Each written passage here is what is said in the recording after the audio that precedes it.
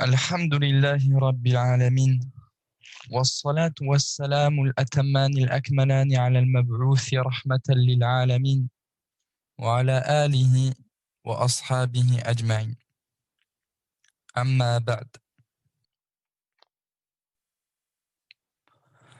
La semaine passée, rappelez-vous, on en était arrivé au cours numéro 2 du livre, qui consistait à éclaircir ce qui est en lien avec les piliers de l'islam.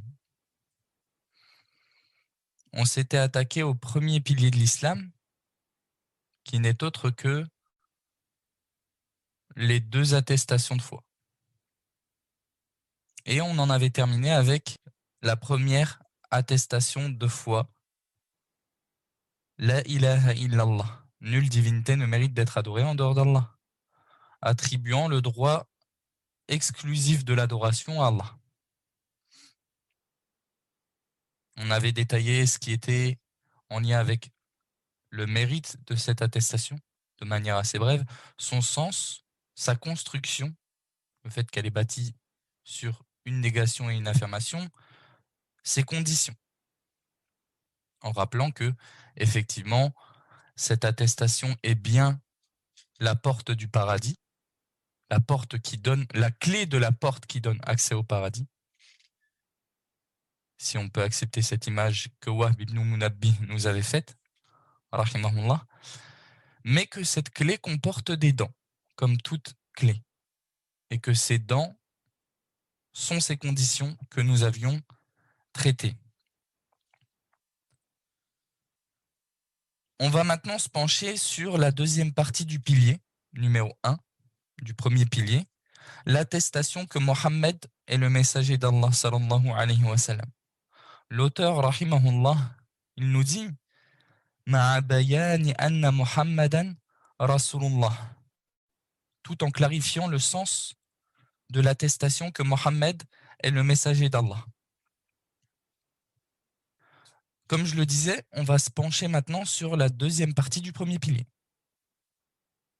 L'attestation que Mohammed est le messager d'Allah, sallallahu alayhi wa sallam. Cette attestation qui attribue donc la prophétie à Mohammed, sallallahu alayhi wa sallam. Son sens, c'est que tu es pour croyance qu'Allah l'est envoyé avec la religion de l'islam. L'islam dans son sens précis.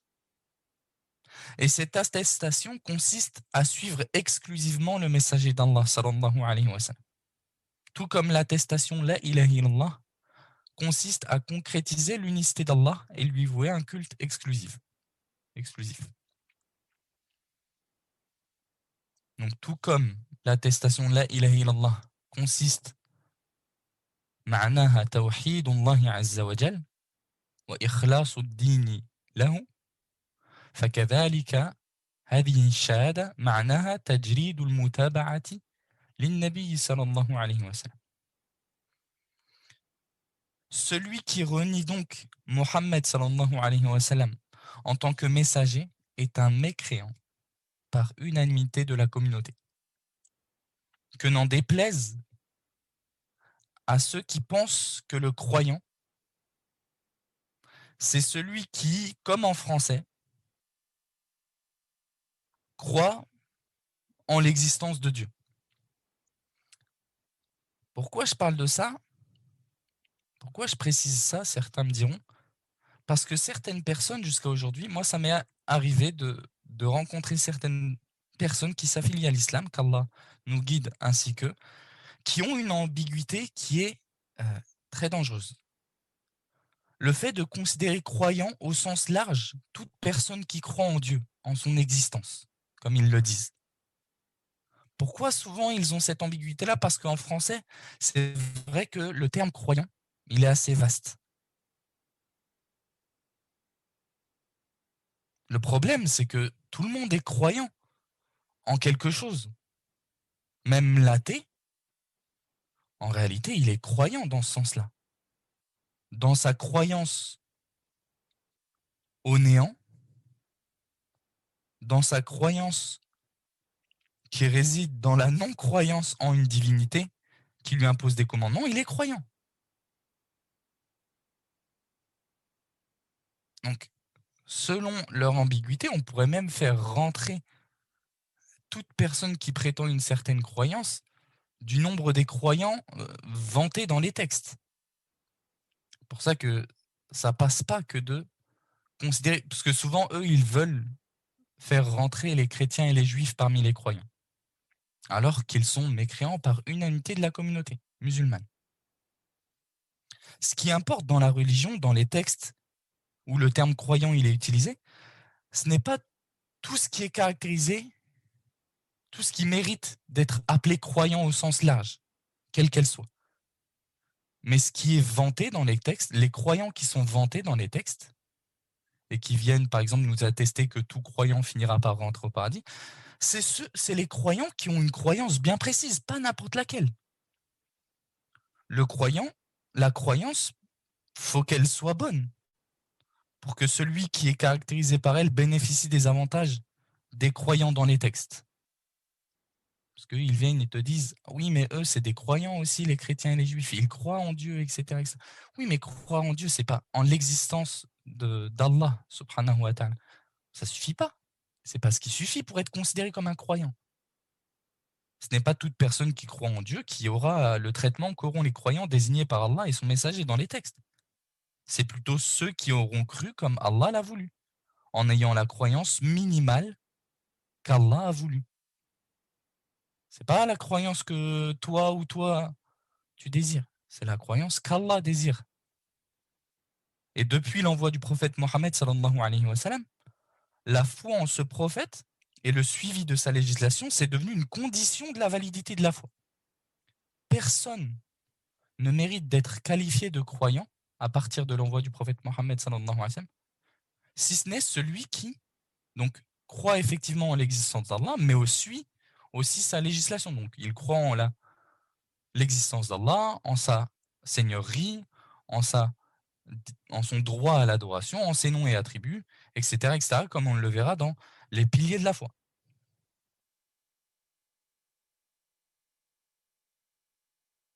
Le seul croyant, c'est celui qui croit aujourd'hui, qui atteste de cette attestation-là. La ilaha illallah wa anna Muhammadan Rasulullah.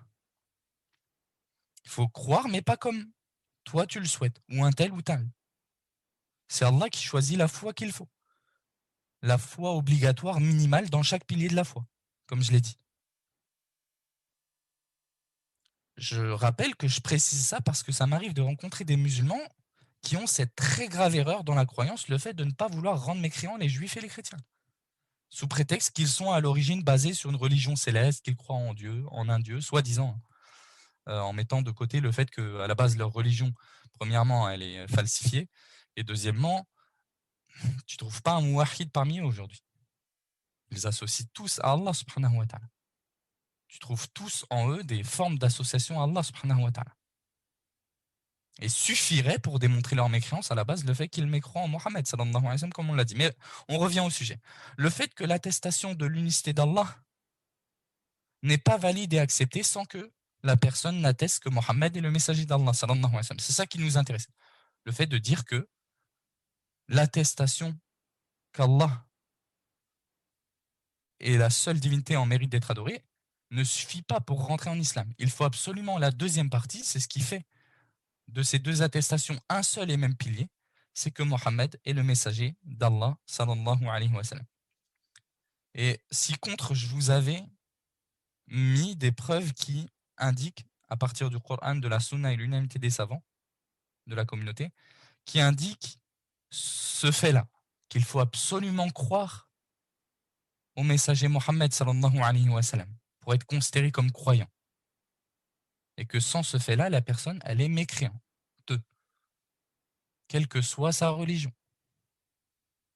Quand bien même sa religion, c'était auparavant, avant l'envoi de Mohammed sallallahu alayhi wa sallam, une religion qui était acceptée en son temps.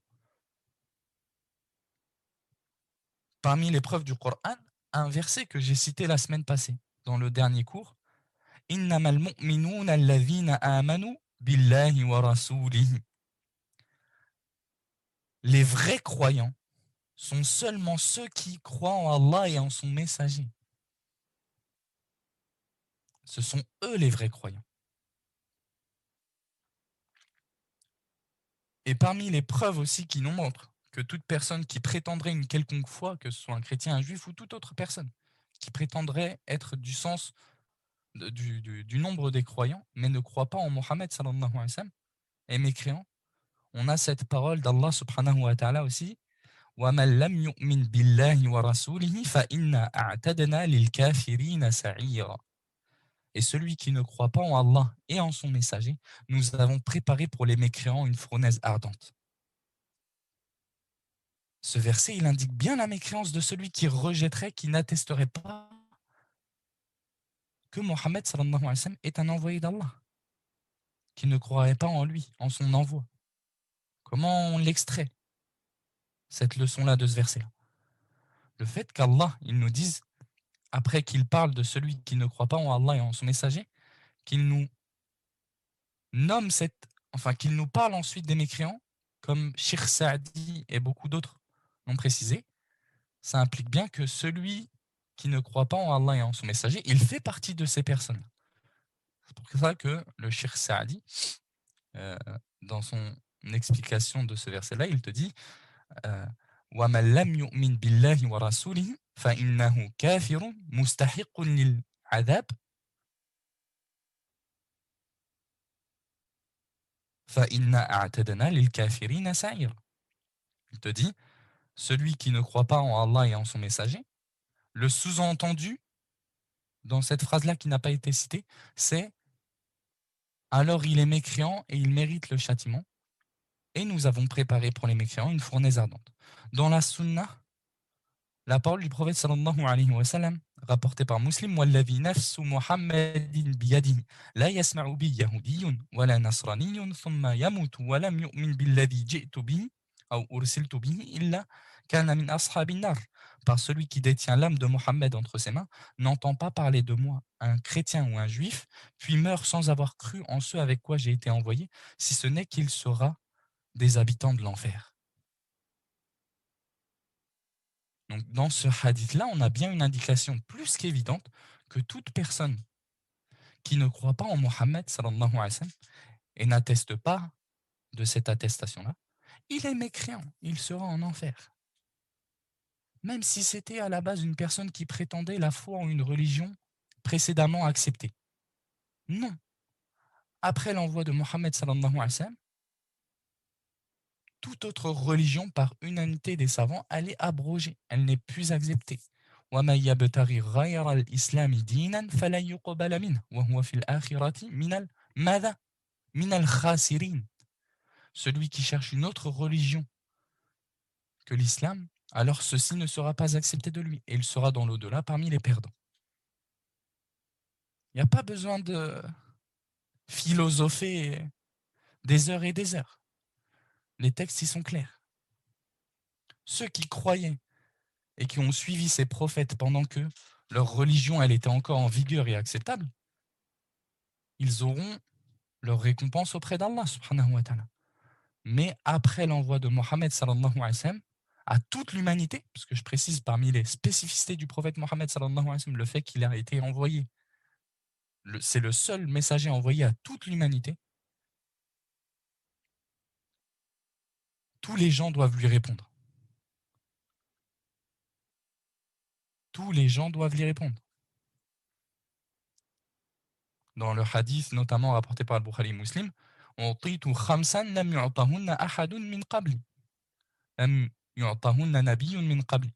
m'a donné 5 choses qu'on n'a donné à aucun prophète avant moi. ومنها بعثت إلى الناس كافة وكان النبي يبعث إلى قومه خاصة. Parmi ces spécificités par lesquelles Allah subhanahu wa ta'ala a privilégié notre prophète Mohammed sallallahu alayhi wa sallam sur tous les autres, le fait qu'ils nous disent on m'a envoyé à toute l'humanité, alors que les prophètes, les messagers avant moi, ils étaient envoyés à un peuple, précisément. Si on l'a envoyé à toute l'humanité, c'est pour, bien entendu, que tout le monde lui réponde, parce que tout le monde est concerné par le fait de devoir lui répondre. Si tout le monde est concerné par l'obligation de devoir lui répondre, c'est que toute autre religion, quand bien même auparavant elle était acceptable, si on acceptait l'idée qu'elle n'était pas falsifiée, etc., c'est qu'elle est plus acceptée. Si on admet qu'elle n'était pas falsifiée aujourd'hui et qu'il n'y avait pas d'association dans cette, à la base, religion qui est qualifiée de samawi à l'origine.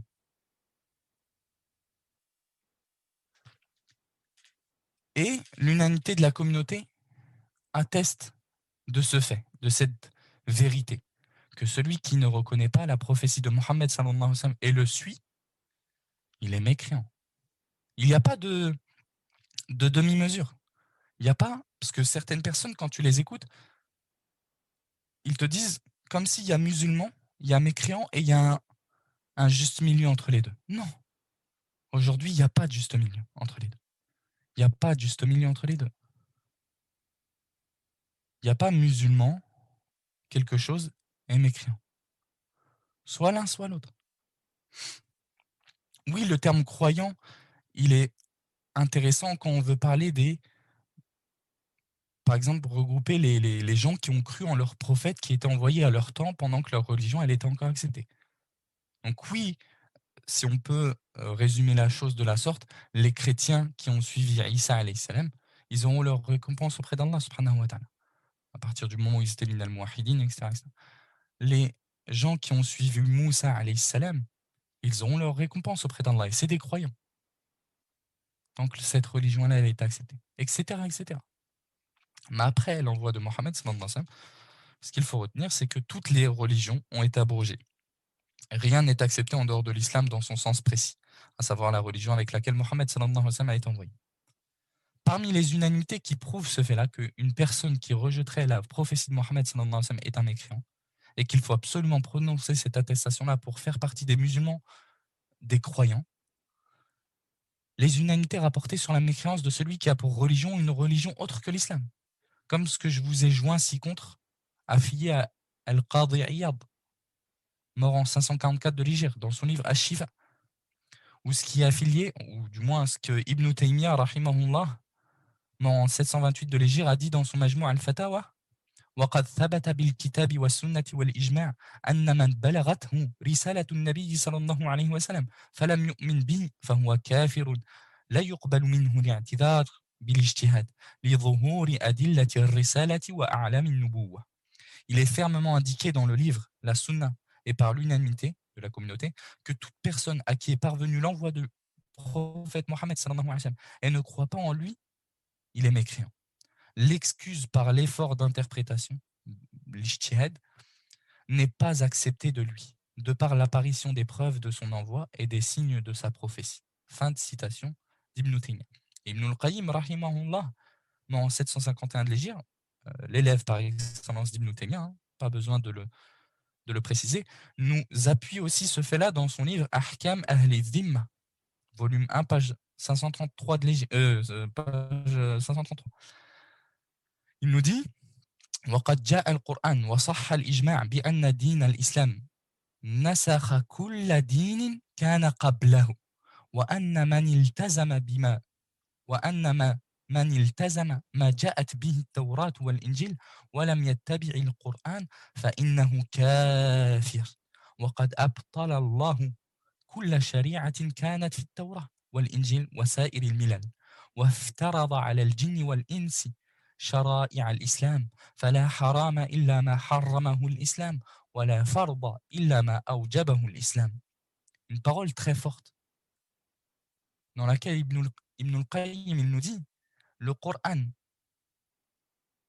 j'ai oublié de vous la mettre apparemment, le Coran a indiqué l'unanimité, a confirmé aussi le fait que la religion de l'islam a abrogé toute autre religion avant elle. Et que celui qui suit ce qui est venu dans la Torah ou l'évangile et ne suit pas le Coran est mécréant. Allah a rendu nulle toute législation qui était dans la Torah, l'évangile et toute autre religion.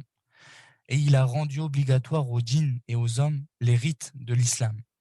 Il n'y a donc pas d'interdit, si ce n'est ce qu'a interdit l'islam, et pas d'obligatoire, si ce n'est ce qu'a considéré obligatoire l'islam.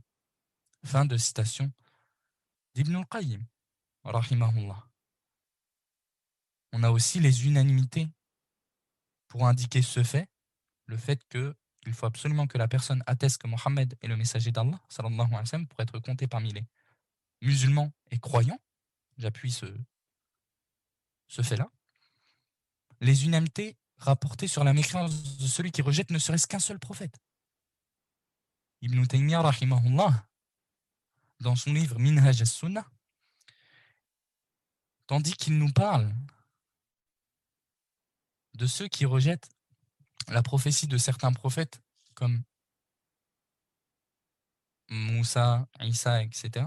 Il nous dit بل المسلمون متفقون على كفر من أقر بنبوة بعضهم دون بعض وأن من كفر بنبوة محمد وأقر بأحد هذين أي موسى وعيسى عليهما السلام فهو أعظم كفرا ممن أقر بمحمد وكفر بأحد هذين.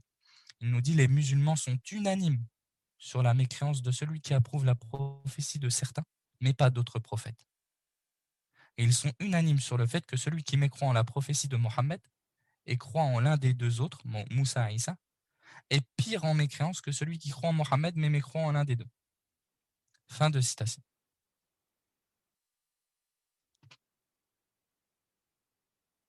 Les savants, ils sont unanimes sur ce fait-là. Celui qui mécroit en un prophète, il est devenu mécréant. Il est sorti du nombre des croyants, si on admet qu'il en faisait partie à l'origine, bien sûr, pour devenir mécréant. Wal'iyadhu billah. Même un seul prophète, mécroant un seul prophète, ça suffit pour sortir de l'islam, ça suffit pour mécroire de manière générale. D'ailleurs, les savants, ils ont extrait cette leçon d'un verset d'Allah subhanahu wa ta'ala dans lequel il nous dit كَذَّبَتْ قَوْمُ نُوحٍ الْمُرْسَلِينَ. Le peuple de Nuh a démenti, a traité de menteurs les envoyés. Les savants, ils te remarquent, ils te soulèvent une remarque très intéressante de ce verset.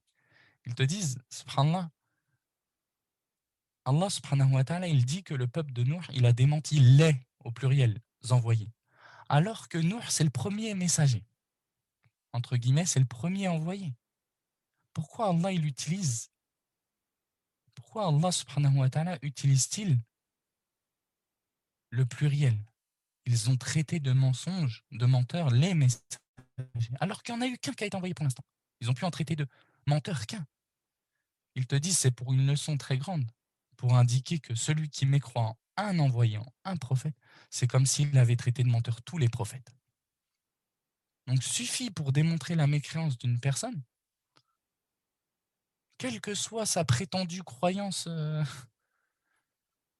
à l'origine, qu'il mécroit un prophète, qu'il mécroit en Mohammed sallallahu alayhi wa sallam. Comment on peut trouver aujourd'hui des musulmans qui, billah, des gens donc, qui affirment l'islam et qui considèrent valide, considèrent croyant le chrétien ou le juif? C'est pour ça qu'Ibn Taymiyyah, il dit à la base, si ces gens ils étaient vraiment croyants en Isa et en Moussa, ça les appellerait à croire en Mohammed sallallahu alayhi wa sallam. Ce qu'il te montre que quand ils ont mécru en réalité en Mohammed, c'est en tous leurs prophètes, même qu'ils ont mécru.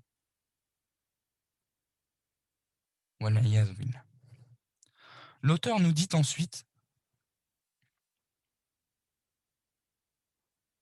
petite parenthèse, j'ai remarqué une personne qui a soulevé une question, une interrogation. Inch'Allah, ce qui concerne, en ce qui concerne les questions, on aura un moment à la fin du cours pour en parler, Inch'Allah. Le frère qui a posé cette question, qu'il la retienne, qu'il l'écrive, et toute personne d'ailleurs qui en a une, et on aura un moment entre nous à la fin du cours, Inch'Allah, pour répondre à ce dont on est capable de répondre à la fin du cours, Inch'Allah. L'auteur nous dit ensuite, rahimahullah, wa muqtadaha, ay muqtada shahadat anna Muhammad Rasulullah. تصديقه فيما أخبر وطاعته فيما أمر واجتناب ما نهى عنه وزجر وألا يعبد الله إلا بما شرعه الله عز وجل ورسوله صلى الله عليه وسلم.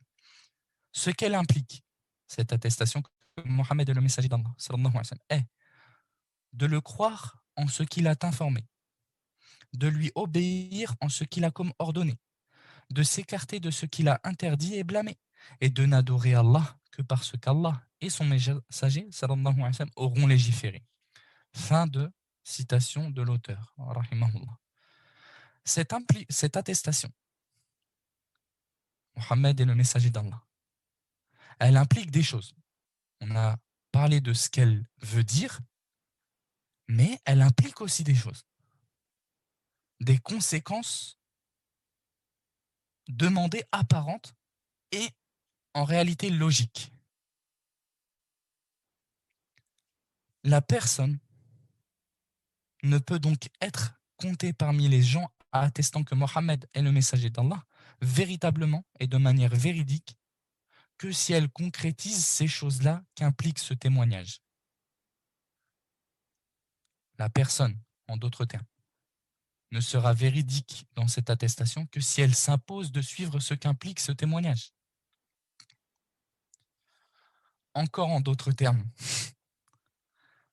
on est censé apercevoir de celui qui atteste de cela plusieurs choses émanées d'elle, notamment 4 indiquées par les savants précisément ici. Celui qui atteste que Mohammed est le messager d'Allah, sallallahu alayhi wa sallam, on est censé de voir de lui plusieurs choses, notamment 4. On pourra en citer d'autres, en réalité, mais notamment 4, qui sont généralement mentionnés par les savants. Premièrement, lui, obéir dans ce qu'il ordonne. Le fait que tu aies attesté que Mohammed sallallahu alayhi wa sallam est le messager d'Allah implique logiquement que tu lui obéisses dans ce qu'il t'ordonne. Car lorsqu'il t'ordonne, c'est Allah qui t'ordonne. C'est pour ça qu'Allah subhanahu wa ta'ala, il nous souligne ce fait en nous disant Man yuti'i ar-rasul faqad ata'a Allah wa man tawalla fama arsalnaka alayhim hafiza. Quiconque obéit au messager obéit certainement à Allah. Et quiconque tourne le dos, nous ne t'avons pas envoyé aux gens comme gardiens. Et Allah, il nous dit aussi وَمَا آتَاكُمُ الرَّسُولُ فَخُذُوهُ وَمَا نَهَاكُمْ عَنْهُ فَانْتَهُوا وَاتَّقُوا اللَّهَ إِنَّ اللَّهَ شَدِيدُ الْعِقَابِ.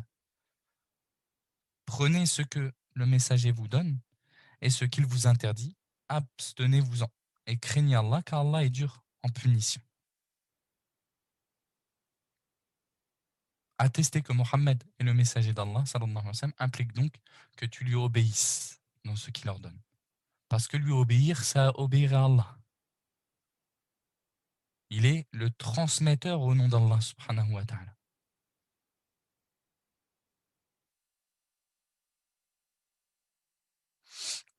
Deuxièmement, ça implique d'attester de la véracité de ce dont il nous transmet comme information.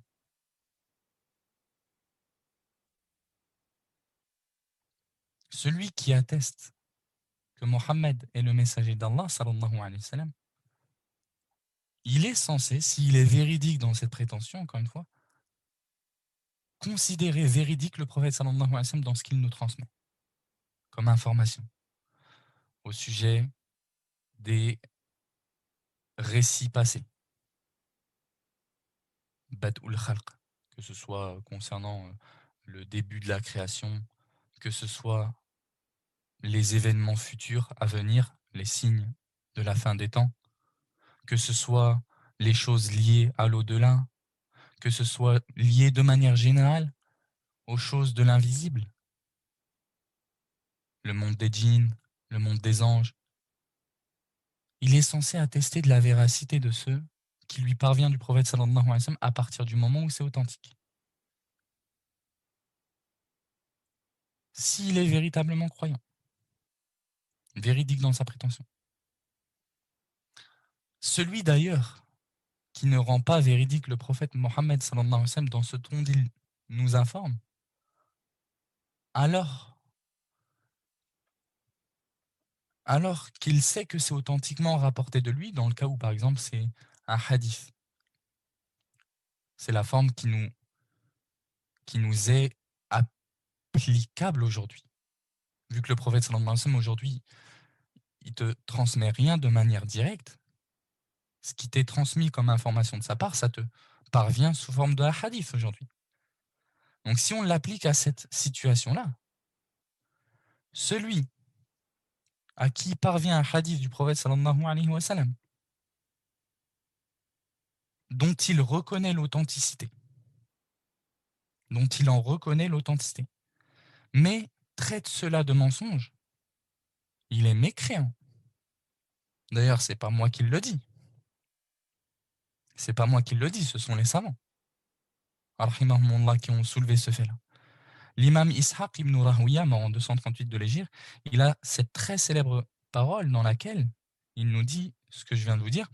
Man balaghahu an rasulillahi sallallahu alayhi wa sallam khabarun yuqirru bi sihhatihi thumma raddahu bi ghayri taqiyyah fahuwa kafir. Celui qui refuse sans scrupule un hadith du prophète sallallahu alayhi wa sallam, qui lui parvient, et dont il en approuve l'authenticité, est mécréant.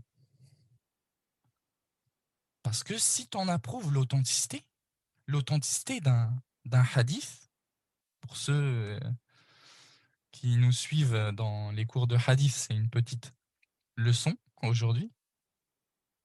Celui qui, en réalité, l'authenticité d'un hadith, c'est ce qui vient nous assurer, ce qui vient te rassurer sur le fait que le prophète sallallahu alayhi wa sallam, il a vraiment dit cette chose-là, ou il l'a vraiment faite. Comme s'il l'avait faite ou il te l'avait dite à toi. Comment imaginer musulman, quelqu'un à qui le prophète sallallahu alayhi wa sallam, il dirait une information? Il se passera ça. Wallah, Wallahu musta'an. Comme tu peux voir aujourd'hui de certaines personnes qui se prénomment musulmans. Tu leur parles des hadiths sur le Dajjal, sur le fait que le faux messie viendra, ou sur Nuzul Isa alayhi salam, sur le fait que Isa alayhi salam, il descendra à la fin des temps. Sur le fait que dans l'urine du chameau, il y a une guérison. Sur le hadith de la mouche. Dans ce hadith-là, le prophète sallallahu alayhi wa sallam nous dit, par exemple, lorsque la mouche, elle se pose sur votre boisson, faites-la tomber dedans. Parce que quand elle pose un poison, et sur une de ses ailes, il y a le poison, et sur l'autre, il y a la guérison. Et elle, quand elle se pose, elle met forcément le poison. Donc, le prophète sallam nous a ordonné de faire ça. Et tu as des gens aujourd'hui, c'est authentique, ces informations-là, elles sont authentiquement rapportées du prophète sallallahu alayhi wa sallam. Et tu as des gens qui prétendent l'islam aujourd'hui, ils s'en moquent. Tu lui rapportes ce hadith-là, il fait ah, il s'en moque. Il rigole. Ah, le hadith de la mouche, ah, l'urine de chameau, hein. Il s'en moque. Voilà, comment imaginer cette personne musulmane? Comment imaginer que cette personne, est-ce que vous pensez sincèrement qu'elle a concrétisé cette attestation? Anna Muhammad Rasulullah, que Mohammed est le messager d'Allah. Wallah, par Allah, si elle considère que Mohammed c'était le messager d'Allah, et qu'elle savait ce que ça voulait dire l'authenticité d'un hadith, et qu'elle rejette malgré cela ce hadith-là, elle ne peut pas être musulmane. C'est inimaginable. Comme si le prophète sallam, il venait devant lui, il lui disait ça, il dit, t'es un menteur. Je te crois pas, il rigole. C'est imaginable qu'un musulman il dise ça? Non, c'est inimaginable. Inimaginable. Et pourtant, chacun d'entre nous, peut-être ici dans cette assise-là, il a eu l'occasion de rencontrer des gens comme ça. Peut-être de sa famille, etc. Qu'Allah nous guide ainsi que eux. Bien sûr, il se peut qu'il y ait des obstacles à ces gens. Ces gens, peut-être, ils ne reconnaissent pas l'authenticité de ce fait, etc. Là, le but, c'est pas de rendre méfiant. Si vous avez quelqu'un dans votre famille qui a fait ça, c'est pas l'objectif, c'est pas de le rendre non musulman. Mais c'est très grave. C'est très, très grave. Fait partie des implications, des exigences de cette attestation que d'attester de la véracité de ce que le prophète sallallahu alayhi wa sallam nous transmet. Troisièmement, s'éloigner de tout ce qu'il a interdit et réprimandé. Ça, en réalité, c'est indiqué par la réciprocité de lui obéir dans ce qu'il ordonne. Ça implique aussi de lui obéir dans ce qu'il interdit concrètement.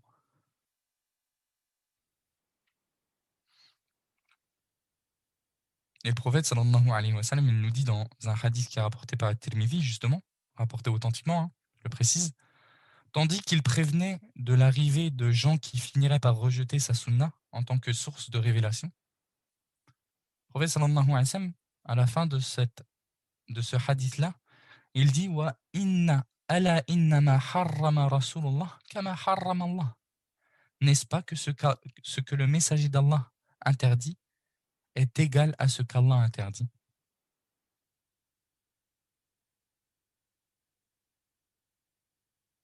Le prophète sallallahu alayhi wa sallam, il met en garde contre l'arrivée d'un peuple qui est réellement arrivé quelque temps après sa mort. À la fin de la vie des compagnons, ces gens-là, ils étaient déjà arrivés. Ce qu'aujourd'hui, on connaît sous le nom de Qur'aniyun, les prétendus coranistes.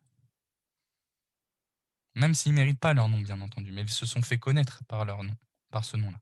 S'ils étaient vraiment Qur'aniyun, ils suivraient le Qur'an. Et ils y trouveraient Man yuti' ar-rasul faqad ata Allah. Celui qui obéit au messager, il a obéi à Allah. Mais ils se font connaître sous cette appellation, mais en réalité, ils se sont des mécréants. Donc, il incombe à une personne qui atteste de cette attestation-là que de s'éloigner de toute chose qu'il a interdit et réprimandé. Et quatrième chose, que l'on adore Allah que parce qu'il a légiféré. Que parce qu'Allah subhanahu wa ta'ala a légiféré et son messager. Qu'on n'adore pas Allah avec des innovations et les passions. On adore Allah subhanahu wa ta'ala qu'avec ce qu'a légiféré Allah subhanahu wa ta'ala et son messager. Si ce n'est ce verset dans Surat Al-Baqarah, Ya ayyuhalladhina amanu kutiba alaykumus siyam kama kutiba ala alladhina min qablikum la'allakum tattaqun. Si ce n'est le verset où Allah il nous dit, ô vous qui avez cru, il vous a été prescrit le jeûne de Ramadan, comme il a été prescrit à ceux avant vous, afin que vous atteigniez la piété, on n'aurait pas jeûné le mois de Ramadan. Bon, si ce n'est ce verset et toutes les autres preuves qui indiquent l'obligation de jeûner Ramadan, bien entendu, que ce soit les preuves du Coran, la Sunna. Si ce n'est ces preuves-là, on n'aurait pas jeûné. Si ce n'est les textes qui nous ont ordonné 5 prières par jour, on n'aurait pas fait ces prières. Parce qu'on n'adore pas Allah subhanahu wa ta'ala par nos passions et par des innovations. Parce que la base dans les adorations, ce qu'on appelle l'ibadat, c'est ce qu'on appelle at-tawqif. C'est qu'on n'adore pas Allah tant qu'on n'a pas de texte qui nous montre qu'on peut adorer Allah subhanahu wa ta'ala par cet acte-là. D'où les savants, ils ont extrait cette règle-là, sur laquelle ils sont unanimes, bien entendu. Du hadith du prophète sallallahu alayhi wa sallam rapporté par Aïcha, radiyallahu anha, rapporté par Bukhari Muslim, dans laquelle elle nous dit Man ahdatha fi amrina hadha ma laysa minhu fahuwa rad. Celui qui invente dans notre religion ce qui n'en fait pas partie, alors cela sera rejeté. Cet acte-là sera rejeté. Wa man amila amalan laysa alayhi amruna fahuwa rad.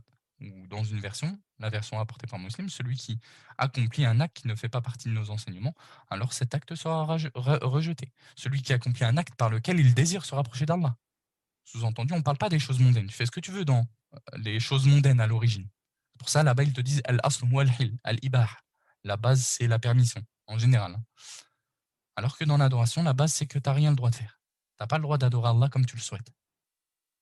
C'est pour ça, d'ailleurs, que dans le hadith rapporté par Bukhari Muslim, des 3 hommes qui sont venus questionner le prophète sallallahu alayhi wa sallam sur son adoration, quand ils sont venus chez lui, le prophète sallallahu alayhi wa sallam, il n'était pas là. Mais ils ont trouvé l'une de ses femmes. Ils ont questionné comment était l'adoration du prophète sallallahu alayhi wa sallam. Donc cette femme-là, elle les a avertis du comment de l'adoration du prophète sallallahu alayhi wa sallam. Et ils furent étonnés. Ils ont dit Hada halu man ghufira ma taqaddama wa ma ta'akhkhara min dhanbi. Ça, c'est le cas d'une personne à qui on a pardonné les péchés antérieurs et futurs. Que dire de nous? C'est pour ça qu'un, il a dit moi, je jeûnerai tous les jours à partir de maintenant. Et tous les jours, je jeûnerai. Le deuxième, il a dit moi, je prierai toute la nuit. Je ne dormirai pas la nuit. Et le troisième, qu'est-ce qu'il a dit Wa ana la atazawwaju nisa. Et moi, je ne me marierai pas aux femmes. Je m'interdirai les femmes pour adorer Allah. Dès qu'ils sont partis, le prophète sallallahu alayhi wa sallam a été averti de ce qu'ils avaient dit. Il les a interpellés, il les a convoqués. Et il leur a dit, est-ce vous qui avez dit ceci et cela? Ils ont dit oui. Après, le prophète sallallahu alayhi wa sallam a dit, Ala inni atqakum. N'est-ce pas que je suis celui qui craint le plus Allah parmi vous? Pourtant, je prie une partie de la nuit et je dors une autre partie de la nuit. Je jeûne quelques jours et il y a des jours où je jeûne pas. Wa atazawwaju nisa. Et je me marie aux femmes. Faman, qu'est-ce qu'il a dit à la fin, le prophète sallallahu alayhi wa sallam? Faman raghiba an sunnati, falaysa minni. Celui à qui ma sunna déplaît, ma voix déplaît, il ne fait pas partie des miens. Il n'est pas des nôtres. Est-ce que le prophète sallallahu alayhi wa sallam, il les a applaudis pour leur intention? Ah ben, jamais de la vie. Est-ce qu'il a dit à celui qui comptait s'interdire les femmes pour adorer Allah, c'est bien, tu es sur la bonne voie, tu as une bonne intention. Et les actes ne valent que par leurs intentions. Pourtant, c'est une base de la religion. Les actes, effectivement, ne valent que par leurs intentions. Mais ce n'est pas la seule base. Parmi les bases de cette religion, c'est aussi mutaba'atun nabi sallallahu alayhi wa sallam. La deuxième base pour ceux qui ont dit que les bases de cette religion, elles étaient de deux, c'est l'ikhlas, wa madha al-mutaba', le fait d'être conforme à la sunna du prophète sallallahu alayhi wa sallam. Donc de ce genre de preuves et d'autres, on voit qu'on n'adore pas Allah subhanahu wa ta'ala comme on le veut, mais on adore plutôt Allah subhanahu wa ta'ala en suivant les commandements du prophète sallallahu alayhi wa sallam, en suivant ce qu'Allah subhanahu wa ta'ala a légiféré. Est-ce que le prophète Mohammed sallallahu alayhi wa sallam a légiféré? C'est pour ça d'ailleurs qu'il est rapporté. C'est pour ça d'ailleurs qu'il est rapporté de Al-Fudayl ibn Iyad une très célèbre parole et une belle parole dans laquelle il parlait de la parole d'Allah subhanahu wa ta'ala, liyabluwakum ayyukum ahsanu amala. C'est lui qui a créé la mort et la vie afin de vous éprouver et faire apparaître lequel d'entre vous est le meilleur en œuvre. Fudayl ibn Iyad, mort en 187 de l'Hégire, il a expliqué cette partie, lequel d'entre vous est le meilleur en œuvre. Est-ce que ça veut dire celui qui a le plus d'œuvres? Non, pas n'importe lesquelles des œuvres. Le meilleur en œuvre. Le Fudayl ibn Iyad, il a dit akhlasuhu wa aswabuhu. Il a dit ce sont les œuvres les plus sincères et les plus conformes. On lui a demandé mais c'est quoi les œuvres les plus sincères et les plus conformes? Il a dit innal amala idha kana khalisan wa lam yakun sawaban lam yuqbal. Si l'œuvre elle est faite sincèrement pour Allah, mais elle n'est pas correcte, elle ne sera pas acceptée. Wa idha kana sawaban wa lam yakun khalisan lam yuqbal. Il a dit et si elle est correcte cette œuvre-là, mais elle n'est pas faite sincèrement pour Allah, elle ne sera pas acceptée. Jusqu'à qu'elle soit à la fois faite sincèrement pour Allah et correcte. Et ce qui est sincère, c'est ce qui est fait sincèrement pour Allah. Et ce qui est correct, c'est ce qui est fait conformément à la sunna.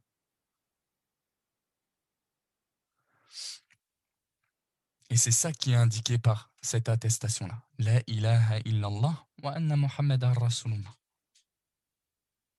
Nulle divinité ne mérite d'être adorée en dehors d'Allah. La sincérité. Le culte exclusif. Wa anna Muhammadan Rasulullah. Le fait que on doit suivre exclusivement le prophète sallallahu alayhi wa sallam.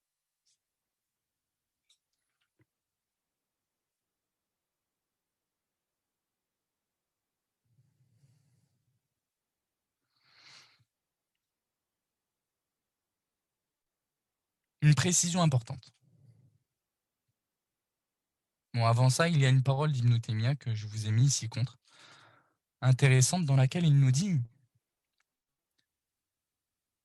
فَأَمَّا النِّفَاقُ الْمَحْض الَّذِي لَا رَيْبَ فِي كُفْرِ صَاحِبِهِ فألا يرى وجوب تصديق الرسول فيما أخبر به ولا وجوب طاعته فيما أمر به وإن اعتقد مع ذلك أن الرسول عظيم القدر علما وعملا وأنه يجوز تصديقه وطاعته لكنه يقول إنه لا يضر اختلاف الملل إذا كان المعبود واحدا ويرى أنه تحصل النجاة والسعادة بمتابعة الرسول وبغير متابعته فهو كافر. Il nous dit, quant à la pire hypocrisie sur laquelle il n'y a pas le moindre doute quant à la mécréance de son auteur, ce serait celui qui ne voit pas l'obligation de croire le prophète sallallahu alayhi wa sallam dans ce qu'il nous transmet, ni l'obligation de lui obéir dans ce qu'il ordonne, même s'il a pour croyance que le messager a une énorme importance et qu'il dit qu'on peut le croire et lui obéir, mais que ce n'est pas obligatoire, mais qu'il dit, pardon, mais ce n'est pas problématique que de ne pas avoir la même religion que lui, à partir du moment où celui qu'on adore est le même, et qu'il voit qu'on peut être sauvé en suivant le prophète et en suivant autre que lui, alors il est mécréant. C'est ça qu'il veut te dire, c'est que c'est la pire des hypocrisies. C'est une mécréance évidente. Et cette précision importante que je voulais faire concernant ces 4 choses que je viens de mentionner plus haut, qui sont les exigences de cette attestation, c'est que être véridique dans cette attestation ne veut pas dire ne pas avoir de manquement. Quand on dit que c'est parmi les exigences de cette attestation que d'obéir au prophète sallallahu alayhi wa sallam dans ce qu'il ordonne et de s'écarter de ce qu'il interdit.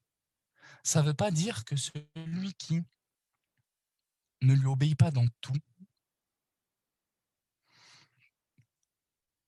par manquement, hein, il n'est pas musulman. Ça ne veut pas dire ça. Ça ne veut pas dire que toute personne, du coup, qui ferait un péché, il serait devenu non musulman parce qu'il ne se sera pas imposé les exigences de cette attestation-là. Bien sûr qu'il aura eu un manquement dans sa foi d'ailleurs. Toute personne qui fait un péché voit sa foi en réalité diminuer.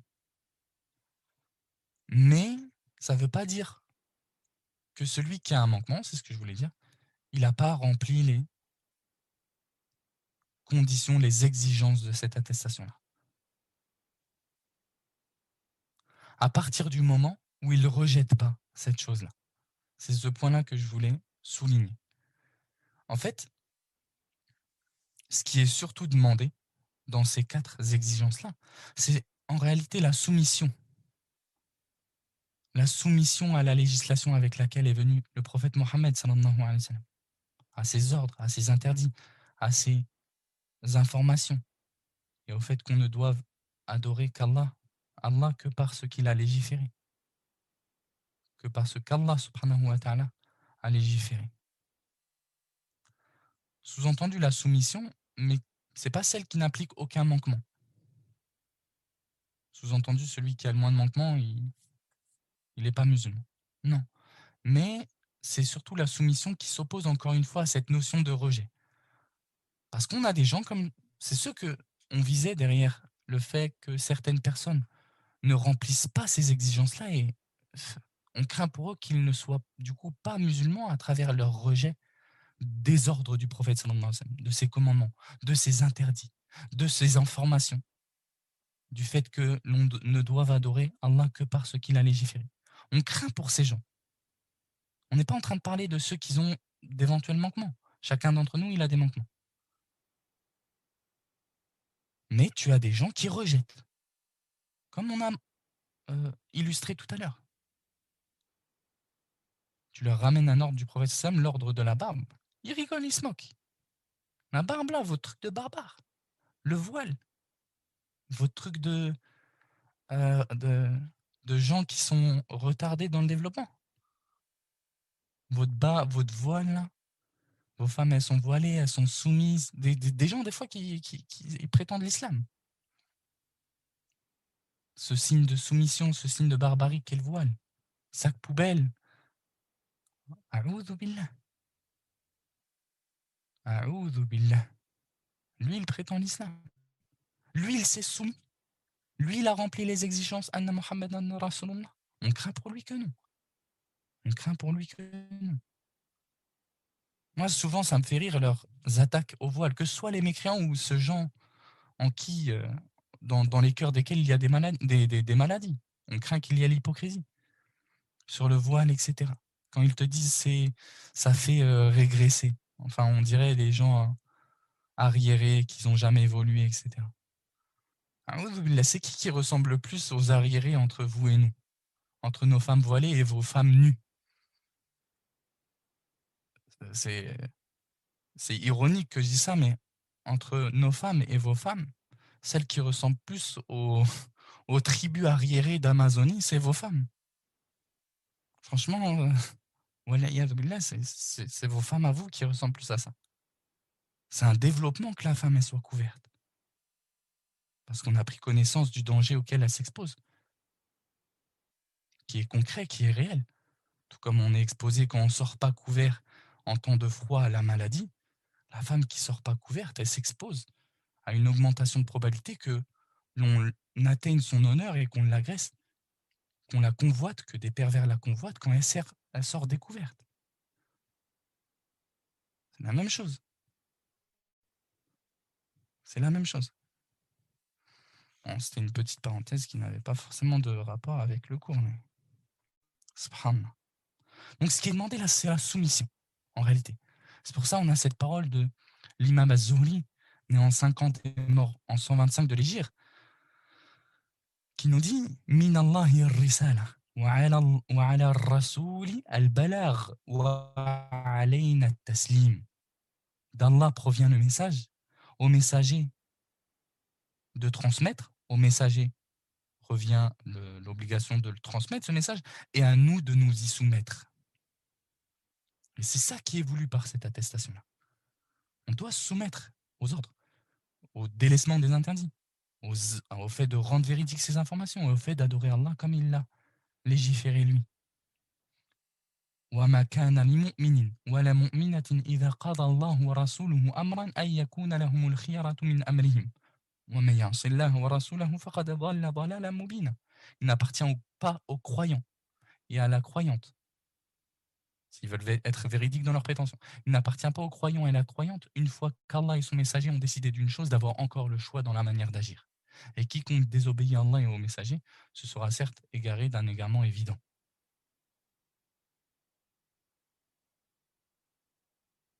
Tu n'as pas le choix. Tu dois te soumettre. Comme j'ai dit, ça ne veut pas dire que tu n'auras pas de manquant, mais tu dois te soumettre, tu ne dois rien rejeter. Et sur tes manquements, sur nos manquements, on demande à Allah subhanahu wa ta'ala de nous pardonner. Mais c'est pas, tu commences à te rendre licite ça en rejetant les choses, pour essayer de consoler ton âme, parce que la plupart que je vois souvent quand ils essayent de rejeter, c'est pour consoler leurs manquements. Subhanallah. Tu dois suivre le prophète sallallahu alayhi wa sallam. Ça fait partie des... C'est le sens de cette attestation-là. Si tu aimes vraiment Allah, tu dois suivre ce messager. C'est pour ça d'ailleurs qu'Allah subhanahu wa ta'ala, il nous dit astaghfirullah. Astaghfirullah. قل إن كنتم تحبون الله فاتبعوني يحببكم الله ويغفر لكم ذنوبكم. Dis-leur, ô Mohammed, si vraiment vous aimez Allah, alors suivez le messager. Alors suivez-moi. Allah vous aimera et il pardonnera vos péchés. Ce verset-là, subhanallah, les savants ils l'ont appelé ayatul imtihan, le verset du test, le verset de l'épreuve. Tu prétends aimer Allah? Pourquoi tu ne suis pas le prophète sallallahu alayhi wa sallam? Pourquoi tu ne suis pas le prophète sallallahu alayhi wa sallam dans ses ordres, dans ses interdits, dans ses informations? Tu prétends aimer Allah? Quand le prophète sallallahu alayhi wa sallam t'informe de la descente de Isa alayhi salam, tu démens ce fait. Quand on t'appelle au port de la barbe, tu t'en moques et tu t'en détournes. Voilà, yadoubillah. Après ces deux attestations-là, il y a une autre remarque sur laquelle je voulais vous avertir. Il est obligatoire, comme on l'avait souligné à la fin du cours dernier, il est obligatoire de prononcer oralement cette parole, ces attestations, pour celui qui en a la capacité. C'est ce qu'on avait cité en tant que 9e condition lors du dernier cours, pour ceux qui avaient souligné cette 9e condition parmi les savants. La preuve en était ce qui a été le cas pour Abu Talib, l'oncle du prophète sallallahu alayhi wa sallam, qui malgré sa défense des musulmans et de l'islam, sa proximité avec le prophète sallallahu alayhi wa sallam, malgré tout ça, il est mort mécréant parce qu'il n'a pas voulu prononcer l'attestation de foi, les deux attestations de foi. C'est pour ça que le prophète sallallahu alayhi wa sallam il a dit Qul la ilaha illallah ashhadu biha laka yawm al-qiyamah. Dis la ilaha illallah afin que je puisse le jour du jugement intercéder, attester en ta faveur. Sous-entendu, si tu le dis pas, je pourrais pas le faire. C'est d'ailleurs pour ça, vu qu'il l'a pas fait, parce qu'il s'est enflé d'orgueil en voulant rester sur la religion de ses aïeux, que le prophète sallallahu alayhi wa sallam, dans de nombreux textes, il nous a informé, et même Allah subhanahu wa ta'ala, innaka la tahdi man ahbabt, walakin Allah yahdi man yasha. Certes, tu ne guides pas qui tu aimes, mais c'est plutôt Allah qui guide qui il veut. Allah nous informe les textes nous informent que Abu Talib est mort sur la mécréance, malgré qu'en son cœur, il avait cette foi en la véracité de l'islam, parce qu'il n'a pas voulu la prononcer, alors qu'il pouvait le faire. Et n'est-ce pas que s'il n'a pas voulu le faire, c'est parce qu'il s'est enflé d'orgueil. Bref. Et la deuxième remarque sur laquelle je voulais attirer l'attention, c'est le fait qu'il n'est pas obligatoire, il y a un phénomène très courant de nos jours, c'est le fait de se convertir à la mosquée. Penser qu'il est obligatoire de le faire à la mosquée pour que ce soit valide, c'est une grave erreur. C'est une grave erreur que de penser que c'est pas valide si tu ne le fais pas à la mosquée. Beaucoup de gens pensent ça. Même moi, personnellement, à titre personnel, lorsque je me suis converti, je pensais que c'était limite une condition de le faire à la mosquée. Non, c'est pas une condition. La personne, même si elle est toute seule entre quatre murs et qu'elle prononce cette attestation en réunissant bien sûr les conditions, etc., elle est devenue musulmane. Pourquoi je parle de ça? Parce qu'il y a une erreur qui en découle, qui est vraiment très très grave. C'est le fait que certaines personnes qui désirent se convertir, quelquefois on les retarde dans leur conversion à cause de ça. Parce qu'il faut prendre rendez-vous à la mosquée, etc., etc. Du coup, on lui dit, quelqu'un il vient à la mosquée, il dit j'ai envie de me convertir. Il lui dit reviens après-demain, reviens mardi, reviens dimanche, tu vas te convertir, Inch'Allah. Non, c'est pas comme ça. S'il est sûr d'avoir compris l'islam, etc., il faut qu'il se convertisse tout de suite. Il ne faut pas qu'il retarde sa conversion à l'islam. S'il veut ensuite le faire publiquement à la mosquée pour des intérêts un peu, quelquefois administratifs, cette fameuse attestation de conversion, etc., pour aller à la Mecque, etc., il le fera à la mosquée. Mais qu'il se convertisse maintenant. Qu'il sorte du nombre des mécréants destinés à l'enfer vers le nombre des croyants destinés au paradis par cette parole. Il ne faut pas qu'il retarde ne serait-ce qu'une seconde après avoir été convaincu par ce message. Et l'avoir compris, etc., etc., c'est pas... Il ne faut pas qu'il le retarde. Donc c'était une remarque sur laquelle je voulais attirer votre attention. L'auteur, il nous dit ensuite, rahimahullah, ثم يبين للطالب بقية أركان الإسلام الخمس وهي الصلاة والزكاة والصوم رمضان وحج البيت الحرام لمن استطاع إليه سبيلا. L'étudiant éclaircit ensuite le reste des piliers de l'islam, la prière, l'aumône obligatoire, le jeûne de Ramadan, le pèlerinage à la maison sacrée pour celui qui en est capable. On va essayer d'aller un peu plus vite pour cette partie-là. Le deuxième pilier de l'islam, conformément au hadith de Ibn Omar, qu'on a mentionné la semaine passée, en tant qu'introduction à ce cours-là, le cours numéro 2, portant sur les piliers de l'islam. Bunya al-islamu ala khams, shahadati an la ilaha illallah wa anna Muhammadan abduhu wa rasuluhu wa iqamis salah. L'islam a été construit sur 5 choses. L'attestation que nulle autre divinité ne mérite d'être adorée en dehors d'Allah et que Mohammed est le messager d'Allah. Et l'accomplissement de la prière.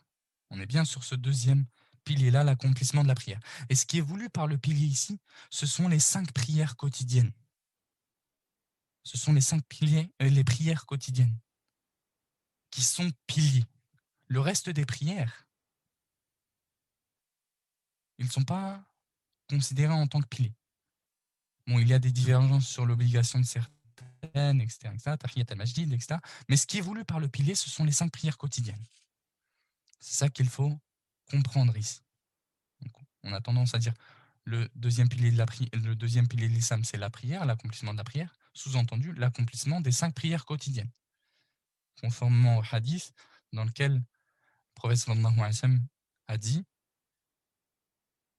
أخبرهم أن الله افترض عليهم 5 صلوات في كل يوم وليلة. Informe-les, après qu'ils aient attesté que nulle divinité ne mérite d'être adorée en dehors d'Allah et que Mohammed est le messager d'Allah, et dans une version qu'ils unifient Allah, informe-les qu'Allah leur a rendu obligatoire 5 prières quotidiennes, de jour comme de nuit. Informe-les ensuite, s'ils acceptent cela de toi, qu'Allah a rendu obligatoire 5 prières de jour comme de nuit. Elles ont été rendues obligatoires, ces 5 prières quotidiennes, pendant la nuit du voyage nocturne et de l'ascension, 3 ans avant l'hégire. C'est un sujet sur lequel il y a pas mal de divergences entre les savants. Quand a eu lieu le voyage nocturne et l'ascension? Mais on va partir du principe qu'on ne vous brouille pas avec toutes ces choses, donc on va dire 3 ans avant l'hégire. En tout cas, ce qui est sûr, c'est que c'est pendant la nuit du voyage nocturne et de l'ascension qu'Allah subhanahu wa ta'ala a rendu obligatoire à cette communauté 5 prières quotidiennes, alors qu'à l'origine, comme vous, la plupart d'entre vous le savez, c'était 50 prières qui nous avaient été demandées. On aura l'occasion de détailler ça lorsque on en viendra au chapitre de la prière plus précisément. C'est une des adorations les plus importantes. C'est le deuxième pilier le plus important de l'islam. Il suffit pour démontrer l'importance de cette adoration-là que de préciser la divergence qu'il y a eu entre les savants sur la mécréance de celui qui délaisse la prière par paresse. Je vous ai mis un tableau ci-contre. On va essayer de pas trop, si je puis dire, s'attarder sur la divergence aujourd'hui. On aura l'occasion de s'y pencher avec plus de détails lorsqu'on entamera le chapitre de la prière. Mais petit résumé de ce qui se passe autour de la question du délaissement de la prière. Il faut savoir que le délaissement de la prière, il est de 2 catégories.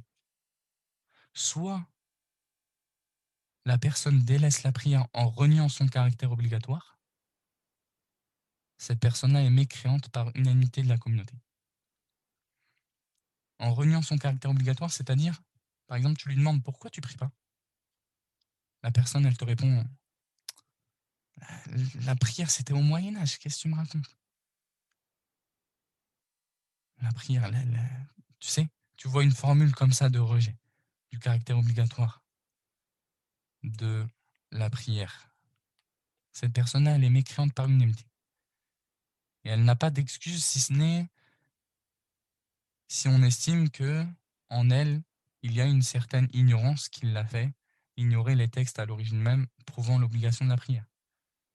À savoir, par exemple, il te donne un exemple, les savants, une personne de qui on peut imaginer qu'elle est excusée par son ignorance, comme la personne qui s'est convertie récemment à l'islam, ou celui qui vit loin des villes des musulmans, etc., etc. Une personne qui est semblable à ces personnes-là, dont l'ignorance est concevable, si on veut être plus précis. Pourquoi ils te disent c'est un mécréant, cette personne-là? Parce qu'il aura réuni le caractère obligatoire de la prière, forcément, alors qu'il a eu les preuves qui lui ont été présentées, indiquant l'obligation de la prière. Donc forcément, il lui est parvenu, par exemple, ils estiment qu'il lui est parvenu ce verset « Aqimus salah » et accomplissez la prière. Et s'il renie le caractère obligatoire de la prière, c'est qu'entre guillemets, il a vu ce verset et il n'y a pas cru. Donc, vous savez, mécroire en un verset du Coran, ça fait sortir la personne de l'islam. Plus précisément encore, mécroire en un mot du Coran, ça fait sortir de l'islam. Plus précisément encore, mécroire en une lettre du Coran, ça fait sortir de l'islam. C'est pour cette raison qu'il le considère mécréant. Celui qui renie le caractère obligatoire de la prière. Le deuxième cas possible quand la personne délaisse la prière, c'est qu'elle la délaisse par paresse. Tu lui demandes pourquoi tu pries pas. La personne, elle te répond qu'Allah me guide, j'ai pas le temps, ceci, cela. Mais il renie pas le caractère obligatoire de la prière. Sur cette personne-là, les savants, ils ont divergé en 2 avis. Les savants anciens comme contemporains, sur cette personne-là, ils ont divergé en 2 avis. Il y en a qui le considèrent mécréant, d'une grande mécréance, qu'il est sorti de l'islam. Celui qui ne prie pas, il est sorti de l'islam. Après, ils ont divergé entre eux, ces gens-là, à partir de combien de prières il est considéré mécréant. Il y en a qui te disent il délaisse une prière, il laisse sortir une prière de son temps, sans excuse. Il est sorti de l'islam. D'autres, ils te disent non, c'est quand il délaisse mutlaqus salah, quand il ne prie pas de manière générale. On peut appliquer sur lui cette caractéristique de non-prieur, il ne prie pas. Sous-entendu, ils ne veulent pas rendre mécréant celui qui prie une prière de temps en temps, etc. Bref.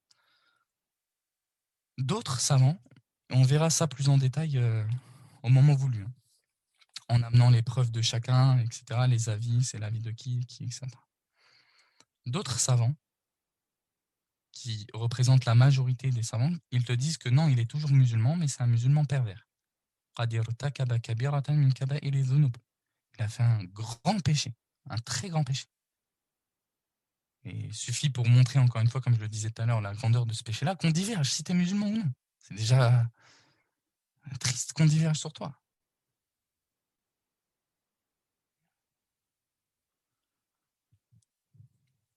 Et on détaillera cette question-là au moment voulu, Inch'Allah. Ce qui suffit de comprendre, c'est qu'il y a divergence sur ce cas-là.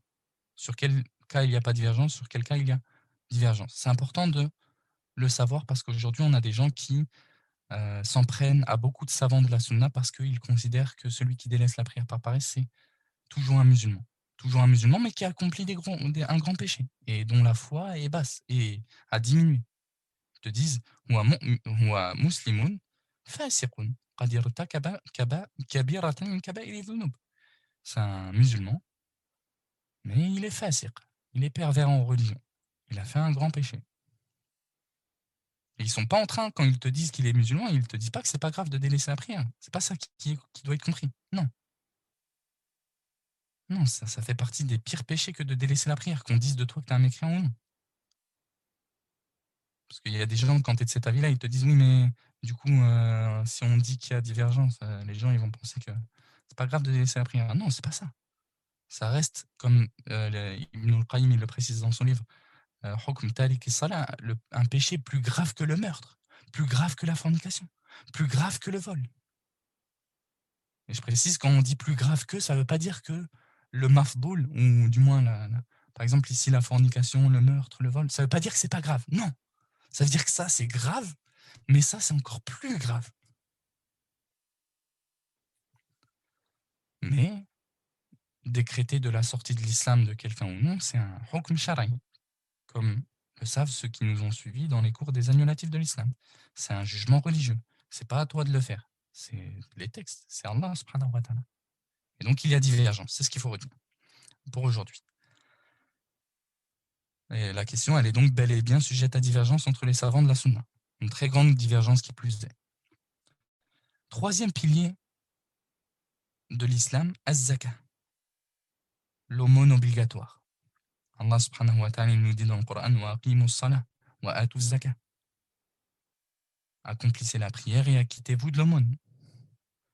Et il y est fait référence dans ce hadith d'Ibn Omar rapporté par Muslim, Bunya al-Islamu ala khams. L'islam a été construit sur 5 choses, sur 5 piliers, et parmi ces 5 piliers-là, le troisième, wa ita'iz zaka, le fait de s'acquitter de l'aumône obligatoire. On parle ici de la zakat dans les biens, dans l'amwal, légiféré l'année 2 de l'Hégire. C'est donc un pilier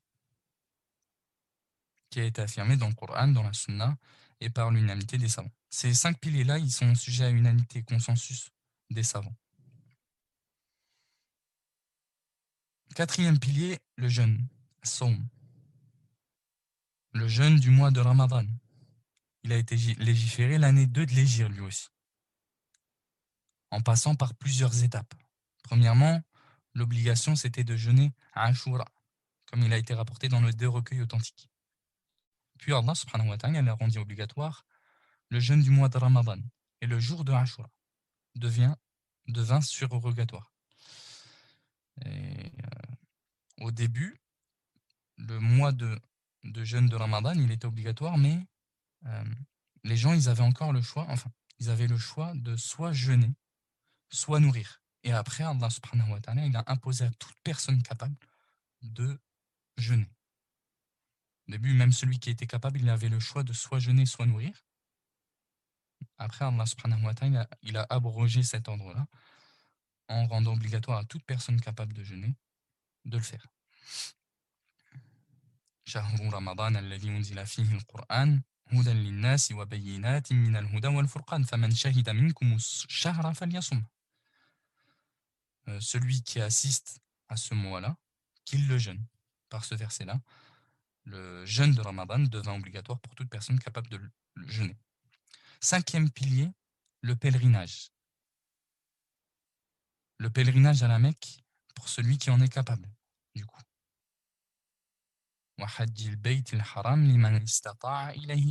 Précisé dans le hadith en question de Ibn Omar.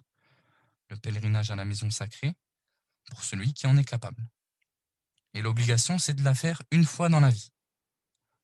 Une fois dans la vie, bien entendu, en étant pubère et libre. On précisera peut-être ça si on fait une parenthèse sur ce chapitre-là, durant l'étude de ce livre-là.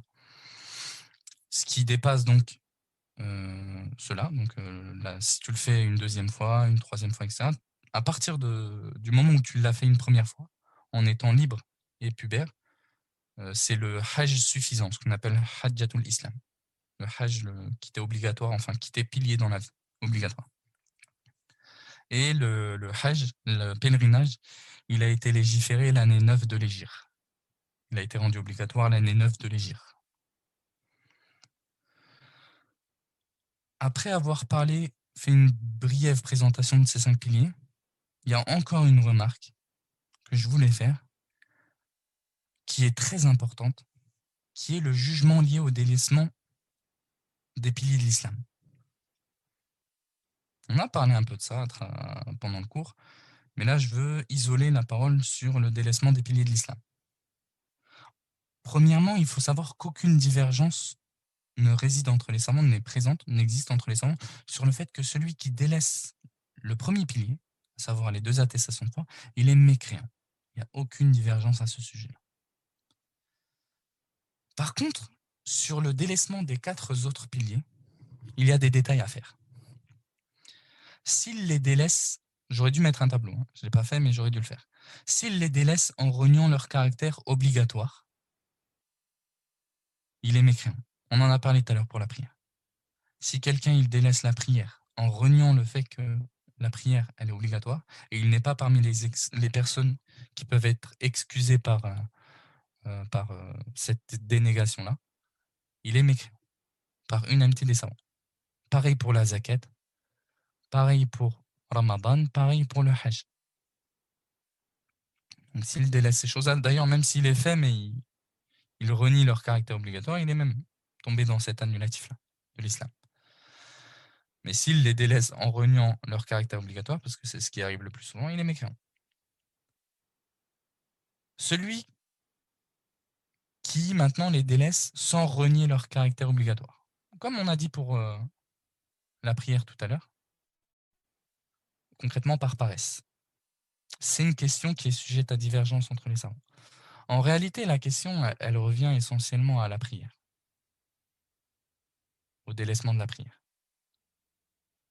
Parce que, bon, concrètement, c'est souvent le pilier sur lequel il y a plus de débats entre les savants sur l'islam de celui qui le délaisse ou non. Mais cette question-là a été traitée de manière générale aussi pour les 4 piliers, de manière générale. Parce que de toute manière, pour ceux qui rendent mécréant celui qui délaisse la prière, qui jeûnent, qui fassent le hajj ou pas, pour eux, c'est pas accepté. Du coup, la question, elle revient essentiellement sur la prière. Mais on va citer une parole d'Ibn Taymiyyah très intéressante sur le sujet. Et je vais vous dire pourquoi je parle de ce sujet après. Ibn Taymiyyah, dans Majmou' al-Fatawa, volume 7, page 302, il dit وَقَدِ اتَّفَقَ الْمُسْلِمُونَ عَلَى أَنَّهُ مَنْ لَمْ يَأْتِ بِالشَّهَادَتَيْنِ فَهُوَ كَافِرٌ. Les musulmans sont unanimes sur le fait que celui qui ne vient pas avec les 2 attestations est mécréant. وَأَمَّا الْأَعْمَالُ الْأَرْبَعَةُ فَاخْتَلَفُوا فِي تَكْفِيرِ تَارِكِهَا. Quant aux 4 autres œuvres, les 4 autres piliers, ils ont divergé sur l'anathémisation de celui qui les délaisse, sur la mécréance de celui qui les délaisse. وَنَحْنُ إِذَا قُلْنَا أهل السنة متفقون على أنه لا يكفر بالذنب فإنما نريد به المعاصي كالزنا والشرب. À préciser que lorsque nous disons que les adeptes de la sunna sont unanimes sur le fait que personne ne doit être rendu mécréant pour un péché, il est question en réalité des désobéissances comme la fornication, la consommation d'alcool. Sur le fait de faire un péché, pas de délaisser une obligation, surtout un pilier, une obligation. Bon. Là, ici, il te dit après, quant à ces piliers-là, وأما هذه المباني ففي تكفير تاركها نزاع مشهور. Quant à ces piliers-là, pardon, il y a sur l'anathémisation de celui qui les délaisse une divergence connue. L'anathémisation, c'est le fait de le rendre mécréant, l'excommunier, etc. Donc Ibn Taymiyyah, il va te rapporter les différentes positions qu'il y a eu entre les savants sur celui qui délaisse ces 4 piliers-là. Par contre, il parle bien d'une personne qui les délaisse par paresse. C'est à préciser. Il te dit وعن أحمد في ذلك نزاع وإحدى الروايات عنه. Même ce qui est rapporté d'Ahmed est sujet à divergence. Même la position d'Ahmed, elle est sujette à divergence. إحدى الروايات عنه أنه يكفر من ترك واحدة منها وهو اختيار أبي بكر وطائفة من أصحاب مالك كابن حبيب. L'une des narrations qui lui sont attribuées que la personne mécroit en délaissant l'un de ces 4 piliers. C'est le choix d'Abu Bakr al-Khallal et d'un groupe parmi les suiveurs de Malik, mort en 179 comme Ibn Habib. وعنه رواية ثانية أنه لا يكفر إلا بترك الصلاة والزكاة فقط. La deuxième narration qui lui est attribuée à Ahmed, que la personne ne mécroit que si elle délaisse la prière et l'aumône. ورواية ثالثة لا يكفر إلا بترك الصلاة والزكاة إذا قاتل الإمام عليها. Que la personne, la troisième narration, le troisième avis attribué à Ahmed, que la personne ne mécroit que si elle délaisse la prière et l'aumône si le gouverneur combat pour celui qui refuse de la donner. En gros, c'est comme la deuxième, sauf que ici, la personne ne mécroit pas si elle délaisse la zakat, par paresse, sauf s'il la délaisse, malgré que l'imam il combat celui qui la délaisse. وعنه رواية رابعة وهو أنه لا يكفر إلا بترك الصلاة. La quatrième narration qui est attribuée à Ahmed, c'est que la personne ne mécroit que par l'abandon de la prière. Et c'est ce qui est connu des Hanabila aujourd'hui. وخامسة لا يكفر بترك شيء منهن وهذه أقوال معروفة للسلف. La cinquième narration attribuée à Ahmed, que la personne ne mécroit pas par l'abandon de ces choses-là, même si elle délaisse les 4, tant qu'elle est venue avec les shahadatayn, les 2 attestations. Et que cet abandon-là, il est par paresse, pas par dénégation de leur obligation. Et Ibn Taymiyyah, il termine cette parole en disant « Et ce sont des paroles connues des pieux prédécesseurs ». La cinquième étant l'avis de Zuhri, l'imam Zuhri, né en 50, mort en 125 de l'Hégire. C'est l'avis de grandes montagnes de science de nos jours, comme Sheikh Al-Albani, Sheikh Rabi'. Et pourquoi j'ai précisé ça? Parce qu'aujourd'hui, il y a pas mal de critiques qui sont dirigées vers ces imams-là, qui sont de cet avis-là. On les insulte de Murji'a, alors que c'est pas du tout l'avis des Murji'a. C'est pas du tout l'avis des Murji'a. C'est une précision qu'il fallait faire. Ça, c'est pour ceux qui comprennent ce que je suis en train de dire. Ceux qui comprennent pas, alhamdoulilah, baqou ou ibqaw ala fitratikum. Ceux qui comprennent pas, restez sur votre nature saine, si je puis dire. Mais il y a des gens qui connaissent pas la question en réalité, qui ne savent pas ce que c'est de l'irja en réalité, et qui s'en prennent aux savants de la sunna. Parce qu'en réalité, ils ne rendent pas mécréant celui qui abandonne la prière par paresse. Alors qu'on a mentionné que c'était l'avis de la majorité, en vrai. Pourquoi je précise? Parce que ça renvoie précisément à cette question-là. On les traite de Murji'a. Alors que Ibn Taymiyyah, qui n'est même pas de cet avis-là, Ibn Taymiyyah qui voit que celui qui délaisse la prière par paresse, c'est un mécréant, il te ramène quand même que ces paroles-là, c'est l'avis de Ahlus Sunnah. C'est des avis de gens de la Sunna. Donc c'était une précision qu'il était important. Sûrement, ça parle pas à beaucoup de gens parmi vous. Mais c'est intéressant de le mentionner, je trouve. Wallahu a'lam. فنسأل الله تعالى بأسمائه الحسنى وصفاته العلى أن يغفر لنا وأن يرحمنا. اللهم فقهنا في الدين. اللهم اجعلنا مفاتيح للخير مغاليق للشر. اللهم اجعلنا للمتقين إماما. اللهم زدنا علما. اللهم أرنا الحق حقا وارزقنا اتباعه وأرنا الباطل باطلا وارزقنا اجتنابه. وسبحانك اللهم وبحمدك أشهد أن لا إله إلا أنت أستغفرك وأتوب إليك وصلى الله وسلم على نبينا محمد وعلى آله وأصحابه أجمعين.